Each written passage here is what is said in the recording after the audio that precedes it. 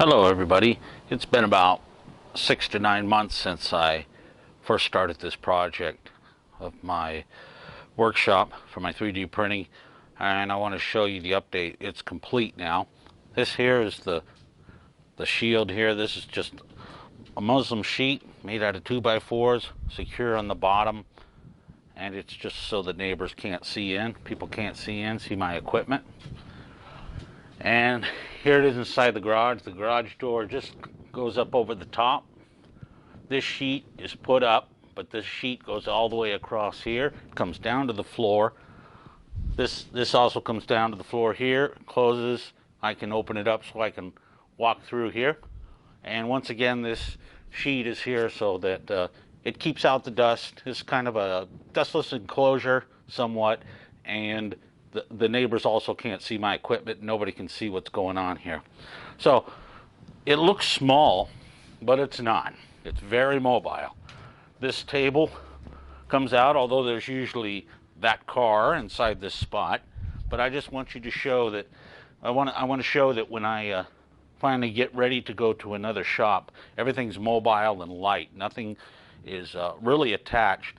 And so this table is completely movable. This is just from Lowe's, plastic shelving, screwed together. It doesn't work. I made the bottom wood.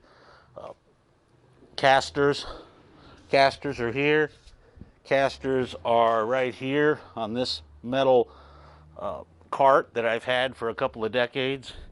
And I've got a couple of these from Harbor Freight, and they're inexpensive plastic. It holds various tools. This here is my media center. Fan, Bose system. This is all dedicated to just media right here. Light. I have a light. I have 1, 2, 3, 4 adjustable lights. One for each machine. I have 3 3D printers. I've got one here for smaller parts. Another of the same printers right here for smaller parts. I have a laptop that I put here, which is dedicated to this machine. This desktop unit right here is dedicated to this machine. So is this keyboard, mouse, screen. This right here was one of the first, this rack, this whole rack that goes up here, also covered to keep the dust out, is just bought from Lowe's, put together, screwed. On the bottom, I keep extra filament. Not all of it, just extra pieces, and I'll explain that in a moment. This here, I keep all of my parts in boxes labeled, meaning here's the thumb phalanx, here's the knuckle thumb, here's retention clip, here's retention clips. Everything for a specific size hand is in boxes and labeled. Everything's labeled, everything's in expensive boxes, not ones that are hard to get off with lids, easy ones. This one is my a rack I got on eBay, and I put my filament on there to unroll it. And why do I want to unroll it? Because on this machine, which is a top end Taz, and this unit is very good. It cost me around $2,500 by the time you include shipping. And it's got an 11-inch base, and I can go up to 10.5 inches, more than I can ever use. But I got it because it's quality and I know it's going to last, and that was just my personal preference. These units here cost $500 a piece because this Wanhua just came out with this line, and so I bought it inexpensively. Now, in here, I have just a couple of notebooks. I have a couple of inexpensive units here, 3 drawers a piece. This is where I keep all of my filament out of the dust, all the colors, and I keep my nylon filament up here in a box. And this unit right here, I got from Harbor Freight for like under $40. All of these come out. It's a metal frame. All of these come out for parts. I can put whatever parts I want in here. I also label it because I have a label maker. I want to know where everything is, exactly where everything is, because I do not rely on my memory for anything. And so this is attached to the floor on wood, because now that I decided where this is going to remain, I took the casters off it. This right here is a welding table from Harbor Freight. So everything here is attached. This whole top shelf is attached underneath. It's all one unit. Very strong, very sturdy. This unit here, once again, all the legs are screwed, cannot come off. The top is 2x4 attached to the side of the garage. This unit here is fluorescent lighting, and it's not nearly enough, as I found out. That's why I have individual lights on each machine, because my eyesight's not so good, and because I just believe in a lot of lighting. This here is a unit that I keep some things I never see. It's shelving. I keep it covered because I don't want to look at it, and because I want to keep the dust out of it. This here is a real tall shelf, once again from Lowe's. Boxes of things, boxes of boxes. Here's part of my shipping. I have an entire shipping unit. I have a label maker that also does postage, and it will do all kinds of sizes of label. It's by Dymo. This is a shelf. This is one of the first hands that I'm ready to send in, and I have to complete in a couple of days. This laptop here, where are you? This laptop here, dedicated to this Lutzbot machine only. More tools down here. I have a regulated DC supply, which is plugged into 110 volt at all times. So in case the electricity goes out, I have about 12 hours worth of power to run my machines in case I'm at work or away. My machines will not fail because this is my backup unit. And another thing is if I have electricity goes out, I also have a 1,000-watt generator that I could run, and I have all the cords necessary for that. Over here, I have built a wooden bench, and right now it's pretty crowded, but that's because I've got a lot of boxes. I've got stuff and everything, and this is going to be my shipping table. All these tools here are for something else right now. They'll be cleaned off. My DVD collection will be cleaned off. This will be used, the rack will be used, but it will be clean. All of this is storage back here I do not use. This part of the shop here is not mine because I don't own this garage. All I get to do is walk along here.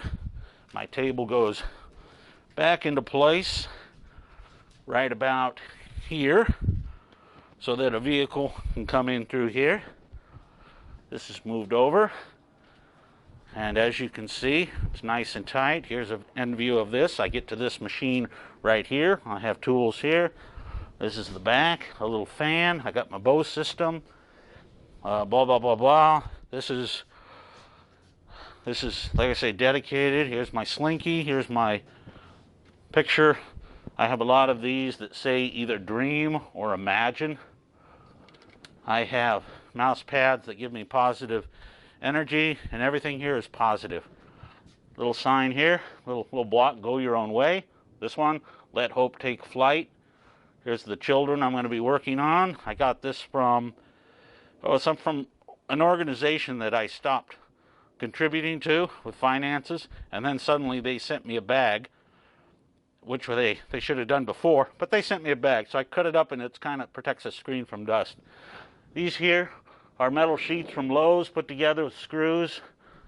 There's nothing here, but what this is a map, and then I'm going to have a map here of Europe.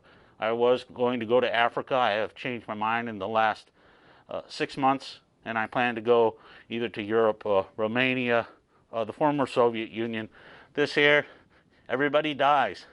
The thing is to die well, to die honorably, and I got that off of the movie Oblivion, which there's a book in there, this quote, and it's by Horatius, and it's called The Lays of Rome, and it's a very good book here. Alice here is one of my friends, the Mad Hatter. Have I gone mad? Alice, I'm afraid so. You're completely bonkers. But I'll tell you a secret. All the best people are. No doubt. This here little block, this is my happy place. Imagine. Dream. Dream. Mouse. Into the wild. Imagine. This here is my fan that I built because when I do fingers, which go this way, they go upside down. And so the ends are angled up. And because my fan is only on the right side on this machine, it caused the left side of my fingers to start to curl. Every layer curled and curled and curled until it hit the extruder and it was worthless. So what I did was, because this company is all parts are open source, so I downloaded this little funnel right here. I made this extension which attaches to the extruder side, and this little DC motor wire is plugged into this outlet here if I need it. And this is just a piece of vinyl tube wrapped in electrical wire. And I don't know if you can see it, but back here it keeps the left side cool. So now my fingers are cooled on the right, the left, they come out perfectly flat, and that works perfectly well. This unit now is at X0, comes all the way out, clears everything. Let me see what else. Dedicated mouse once again for this, a broom, some shipping material. That's all for the shop. Oh, this right here is a temperature gauge. It's an electronic temperature gauge, and it'll tell you the temperature just like Froggy here will tell you the temperature. But the reason I need this is because on the end there's this little plastic piece, and what it does is that plastic piece goes into my dryer, which is for nylon filament only. And here's a little hole drilled in the side of it, and it goes in there and tells me the temperature of this. Now, why do I need to know that? Because my heat source is a 200 watt halogen lamp from Lowe's, kept in a metal bucket. The side rocks and it's open, and what I found out is that not only allows a draft to go under there to keep it from overheating, allows air to come through. The air tends to come through the heat. The convection of the heat comes through, because when you lift off the lid, the inside is a metal sheave, and you can see the bottom there. So the heat comes through here. A lot of times my filament sits on top of this, because if this gets too hot, I've had these where they've melted, but I've regulated the heat. Now, how do I do that? Because I have 200 watts. I've tried more than 200 watts. It's way too much. It melts everything. So this is 200 watts. Well, how do I regulate it? Well, by the top. The top is made in a circular motion. You see it fits, and it's not meant to fit perfectly, nor do I want it to fit perfectly. On the outside is vinyl tubing cut right down the middle, so it provides kind of a seal. Same with this here. This is vinyl tubing split in half, provides a seal. They're bolted together because they're both the same diameter on the bottom. There isn't anything to keep it from moving, but this is solid. This will never move, never come apart. So how do I regulate the heat? When I'm drying nylon, is I regulate it depending on the time of year. It doesn't matter. Cold, hot, warm, doesn't matter. I regulate it because it's not a perfect fit, and like this. I regulate it by opening this up. And because I have a thermometer in here, and it will show me to the half degree how hot it is in here. And nylon dries at the best is about 100 degrees to 110, no more than 110, because I've gone higher and it has fried my reel. It has fried the reel that it comes on. This is the size of my nylon. It comes on this. It not only melts this, but it also will melt the filament to each other, and it becomes useless, and then you have to tear it off and throw it away. So it's a lesson learned, but you'll never find this online. This is custom made. I made this. I have machinist background. I don't have a problem building things, making things, designing things. It's not a big deal. If you want more information on how to build this, you can get a hold of me, and I will give you detailed instructions. Like everything in 3D printing, it's all shareware. It's all sharing. It's all sharing information. Nobody has a monopoly on everything, and that's the same way I work. I don't get money for anything. I don't get money for the prosthetics I print. I don't get money for the time I put into this. I'm still working on my. Let me turn this around. I'm still Just in the last week, I finally sent in all my final paperwork for my nonprofit, my 501c3 nonprofit status. I sent in the money required. I sent in whatever I want, so now I have to wait a few weeks and get that back. And from 3 to 9 months, once my paperwork is sent in to the IRS, wherever they send it, State of California IRS, I will have nonprofit status, and then hopefully I will then use volunteermatch.org to get all the volunteers I need, because I cannot do this. I cannot do this alone at all. I have a full-time job. I have a bachelor's degree I'm working on, and I have this project. So I need volunteers for everything, and hopefully, and donations also. So major donors, minor donors, I have to get a website still. I need volunteers for all of that. So I'm asking any of you, if you want to help, if you want project for college, if you want to do an internship, if out of the kindness of your heart, it doesn't matter. I don't care if it's pro bono and you want to give me services and you could write them on as a tax write-off, hey, that's fine. If you want to send cash, that's fine, because I could use human effort and human ingenuity and human time really more than I can use money, because I cannot buy volunteers. Volunteers are only going to come on their own free will. I have a great volunteer program, since my major is nonprofit business administration. I know how to take care of volunteers. I do not act like other organizations. I have been ignored by 99% of organizations I wanted to work for. Either they thought I was a threat, or I'm too smart, or I just don't do events. I wanted to learn something over months. I wanted to learn something important for my nonprofit. But the problem is I found out that didn't work. That plan did not work. So I have completely given up on volunteering somewhere else, and I am now back into this garage and into our nonprofit, and this is my number one priority. I do not need anybody to teach me what I need to know. I will learn what I need to know hands-on, doing it myself. I don't have to rely on anybody else, because I cannot count on anybody. And it's not that that's my opinion. That's just the way it's worked out. Nobody wants me. Nobody has said come by unless it's been a one-day event. That's not enough for me. I got to get down to business. I'm running out of time. So I guess I've shown you everything, and let me show you the shop once again. If you look at let me turn this around. Sorry about that. If you look again at the shop, you remember how bare and naked it was, and it was a mess. That was my first video about 6 or 9 months ago. Okay, and so all this has to do is come down.